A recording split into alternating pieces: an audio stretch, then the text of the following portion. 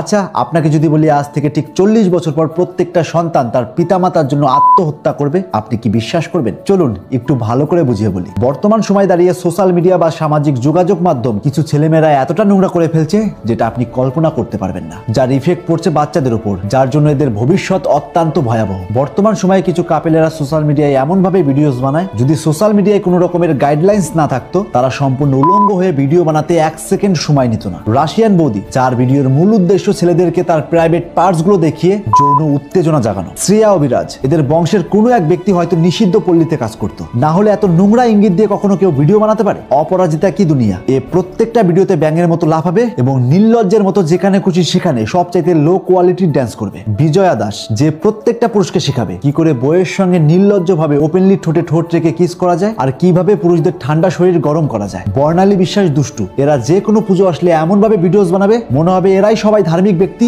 আর আমরা সবাই পাপী, অথচ এরা দেবদেবীর সামনে বড় থালায় ভোগ দেবে যাতে ক্যামেরার পর্দায় বড় থালা প্রকাশ পায়। বিশ্বাস করুন, এদের মতো নামধারী কন্টেন্ট ক্রিয়েটর আমি কোনোদিন দেখিনি। রাষ্ট্রিয়া, ভারতবর্ষের মধ্যে যদি সবচাইতে স্যাবলামো কোনো কন্টেন্ট ক্রিয়েটর থেকে থাকে তারা হলেন এরা। বিশ্বাস করুন, এদের ভিডিওতে কোনো কন্টেন্ট নেই, কিন্তু তবুও তারা কন্টেন্ট ক্রিয়েটর দাবি করে। যখন কোনো পুজো পার্বণ আসবে তখন তারা সেই দেব দেবতা সাজবে, মাঝে মধ্যে স্যাবলামো করে বৃদ্ধ শ্বশুর শাশুড়িকে আবার বিয়ে দেবে, এমনকি মাঝে মধ্যে শাকচুন্নি সাজবে, প্রয়োজন হলে নোরা ফাতেহা বা সানি লিওনের মতো ডান্সও করবে। তার মধ্যে তো ন্যাকামো ফ্রি, সামান্য কিছু একটা হলেই ক্যামেরার পর্দায় চোখ দিয়ে জল ঝরে। রিয়ামন অরুন্ধফুল, এই মহিলা এতটা নোংরা যা আপনি স্বপ্নেও কল্পনা করতে পারবেন না, যে নিজের ছেলেকে বানাচ্ছে জনি সিংস এবং নিজে হচ্ছে মিয়া খলিফা। বিশ্বাস করুন, এই মহিলার বাড়ি যদি আমার পাশে থাকতো আমি একে জেলের ভাত খাইয়ে ছাড়তাম। শুধু এরাই নয়, এরকম আরো অনেক নামধারী কন্টেন্ট ক্রিয়েটর রয়েছে যারা প্রতিনিয়ত আমাদের সমাজ এবং সমাজের মানুষকে নষ্ট করেই চলছে। তাদের প্রতি আমার একটাই প্রশ্ন, আপনারা আপনাদের কন্টেন্টের মাধ্যমে মানুষকে কি মেসেজ দিতে চাইছেন? কিভাবে স্যাবলামো করা যায়, কিভাবে খারাপ হওয়া যায়, কিভাবে ছেলেকে জনি সিংস বানানো যায়, নাকি অন্য কিছু?